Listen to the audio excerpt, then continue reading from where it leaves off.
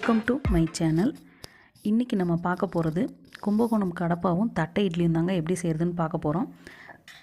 தட்டை இட்லி செய்கிறதுக்கும் கும்பகோணம் கடப்பா செய்கிறதுக்கும் என்னென்ன இன்க்ரீடியன்ட் தேவைன்னு பார்க்குறதுக்கு முன்னாடி வீடியோவை லைக் பண்ணுங்கள், சப்ஸ்கிரைப் பண்ணுங்கள், பெல் ஐக்கானையும் கிளிக் பண்ணுங்கள். அப்படி பண்ணிங்கன்னா நான் ரெகுலராக போடுற வீடியோஸை உங்களால் பார்க்க முடியும். வாங்க இப்போ வீடியோக்குள்ளே போகலாம். நான் ஒரு 2 வெங்காயத்தை நீளமாக கட் பண்ணி எடுத்துக்கிட்டேன். 2 தக்காளியை புதுசாக கட் பண்ணி வச்சுருக்கேன். 1 கப் பாசி பருப்பை வேக வச்சுருக்கேன். ஒரு 2 உருளைக்கிழங்க நல்லா வேக வச்சு மசிச்சு வச்சுருக்கேங்க. இப்போ வாங்க வீடியோக்குள்ளே போகலாம். இப்போ ஒரு கடாய் எடுத்துக்கோங்க. ஒரு கடாயில் நான் நல்லா ஆயில் ஊற்றிருக்கேன். சூடானதுக்கப்புறம் பட்டை, சோம்பு, கிராம்பு, ஏலக்காய் அவ்வளோதாங்க. 1/2 ஸ்பூன் சோம்பு போட்டுக்கோங்க. மித்தெல்லாம் 2 போட்டுக்கோங்க. கருவேப்பிலை போட்டு தாளித்து விட்டுக்கோங்க. அது நல்லா பொரிஞ்சதுக்கப்புறம் ஆனியன் சேர்த்துக்கோங்க. ஆனியன் நல்லா வதங்கணுங்க. நல்லா நீளமாக நறுக்கின ஆனியன் எல்லாமே நல்லா செவந்து வரணும். நல்லா செவந்து இந்த அளவுக்கு செவந்து வந்ததுக்கப்புறம் அதில் தக்காளி சேர்த்துக்கலாம். நம்ம இப்போ நறுக்கி வச்ச தக்காளி அதில் சேர்த்துக்கலாம். தக்காளியும் நல்லா வதங்கணுங்க. ஒன்று நல்லா சேர்ந்து நல்லா கொஞ்சம் இதாக கஞ்சி மாதிரி வதங்கணும். அந்த அளவுக்கு தக்காளி நல்லா வதங்குற அளவுக்கு வச்சுக்கோங்க. அதுக்கு கொஞ்சம் சிம்மில் வச்சுக்கோங்க, வதங்கட்டும். இதுக்குள்ளே நம்ம ஒரு மசாலா ரெடி பண்ணிடலாம். நான் ஒரு மிக்ஸி ஜாரில் 2 கையளவுக்கு தேங்காய் எடுத்திருக்கேன். தேங்காயோட தொலியை எடுத்துகிட்டு கட் பண்ணி போட்டுக்கோங்க. அப்போ தான் நல்லா ஒயிட்டாக இருக்கும், சக்கையாக இருக்காது. அதில் 1 ஸ்பூன் அளவுக்கு கசகசா சேர்த்துருக்கேன். ஒரு 6 பச்சை மிளகாய் சேர்த்துருக்கேன். ஒரு துண்டு இஞ்சி சேர்த்துருக்கேன். இப்போ ஒரு 6-7 பூண்டு சேர்த்துருக்கேன். அப்புறம் ஒரு 1/2 ஸ்பூன் அளவுக்கு சோம்பு சேர்த்துருக்கேன். ஒரு கை பிடி அளவு பொட்டுக்கடலை சேர்த்துக்கோங்க. இது தாங்க அந்த மெயினே, அந்த கும்பகோணம் கடப்பாக்கு மெயினே அந்த பொட்டுக்கடலை தான். இதை போட்டு அரைச்சி எடுத்து வச்சுக்கலாம். அது அரைச்சி வரட்டும். இப்போ நம்ம தக்காளி பாருங்கள் நல்லா வதங்கிடுச்சு. இது நல்லா வதங்கினதுக்கப்புறம் ஒரு 1/2 ஸ்பூன் மஞ்சப்பொடி சேர்த்துக்கோங்க. லைட்டாக சேர்த்துக்கோங்க, ரொம்ப வேண்டாம். ஒரு 1/2 ஸ்பூன் அளவுக்கு சேர்த்துக்கோங்க. அது நல்லா வதங்கட்டும். இப்போ நம்ம வேக வச்சு நல்லா மசிச்சு வச்சுருக்க பாசி பருப்பை அதில் சேர்த்துடலாம். நல்லா சேர்த்து விட்டு தண்ணி ஊற்றி கலந்து விட்டுக்கோங்க.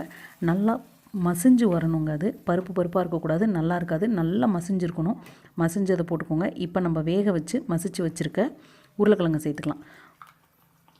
உருளைக்கிழங்கு சேர்த்துக்கிட்டு நல்லா கிளறி விட்டுக்கோங்க. ஆல்ரெடி நம்ம வேக வச்சு மசிச்சு வச்சது தாங்க, அதனால் அது நல்லா கொழப்பு தன்மை கொடுக்கும். அதுக்காக தான் நல்லா மசிச்சதை கிண்டி விட்டுக்கோங்க. நல்லா கிண்டிட்டு எவ்வளோ தூரம் தண்ணி வேணுமோ சேர்த்துக்கோங்க. அதுக்கு முன்னாடி இப்போ இது நல்லா குழஞ்சி வந்துருச்சு. இப்போ நம்ம அரைச்சி வச்ச விழுதை சேர்த்துக்கலாம். தேங்காய் விழுதை. தேங்காய் நல்லா ஃபைன் பேஸ்ட்டாக அரைச்சிக்கோங்க. தொளி, அந்த ப்ரௌன் கலர் தொளி இல்லாததுனால சக்கையாக இருக்காது.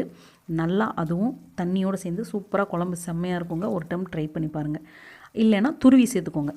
இப்போ நம்ம வேணுங்கிற அளவு அதில் தண்ணி சேர்த்துக்கலாம். இந்த மசாலா கூட 1 பங்கு குழம்புக்கு நீங்கள் 3 பங்கு அளவுக்கு தண்ணி ஊற்றிக்கலாம். ஏன்னா கொழப்பு தன்மை நல்லாவே கிடைக்கும். நம்ம பாசிப்பருப்பு, உருளைக்கிழங்கு எல்லாம் போட்டிருக்கிறதுனால நல்லாவே கொழப்பு கிடைக்குங்க. நிறைய தண்ணி ஊற்றிக்கோங்க. அப்படி சப்போஸ் உங்களுக்கு லாஸ்ட்டு தண்ணி கம்மியாக ஊற்றி கொழப்பு தன்மை ரொம்ப கெட்டியாக இருந்துச்சு, குழம்பு தண்ணி கெட்டியாக இருந்துச்சுன்னு நீங்கள் ஃபீல் பண்ணிங்கன்னா சுடு தண்ணி சேர்த்துக்கோங்க. பச்சை தண்ணி சேர்க்கக்கூடாதுங்க, குழம்போட டேஸ்ட்டே மாறிடும். சுடு தண்ணி சேர்த்துக்கோங்க. இல்லை ஸ்டார்டிங்கில் இப்படி தண்ணி நிறையா ஊற்றிக்கோங்க. இப்போ கொழப்பாக இருக்குங்க. இந்த சமயத்தில் தேவையான அளவு உப்பு சேர்த்துக்கோங்க. ஃபஸ்ட்டே சேர்த்திங்கன்னா தெரிஞ்சு போயிடும் தேங்காய். இப்போ நீங்கள் இந்த ஸ்டேஜில் சேர்த்துக்கோங்க. கடைசி உப்பு சேர்த்தாச்சு. இப்போ இதை சிம்மில் வச்சு லேசாக கொதிக்க வச்சுக்கோங்க. இது கொதிக்கிற சமயத்தில் நம்ம இட்லி ஊற்றிடலாம். இட்லிக்கு நான் இட்லி பாத்திரம் ஒன்று வச்சுருக்கேன். இட்லி பாத்திரத்தில் தண்ணி ஊற்றிருக்கேன். அதில் ஒரு தட்டை, இட்லிக்கான தட்டு கடையிலே கிடைக்குதுங்க. உங்களுக்கு அதே கிடச்சா அதிலே வச்சுக்கோங்க. இந்த மாதிரி வாழை இலையில் ஊற்றி வச்சிங்கன்னா வாழை இலை ஃப்ளேவர் செம்மையாக இருக்கும். ஒரு டைம் ட்ரை பண்ணி பாருங்கள். இந்த வாழை இலையில் ஒரு 3 கரண்டி அளவுக்கு இட்லி மாவு ஊற்றிருக்கேன். நான் நல்லா ஊற்றிட்டு மூடி வச்சுருங்க.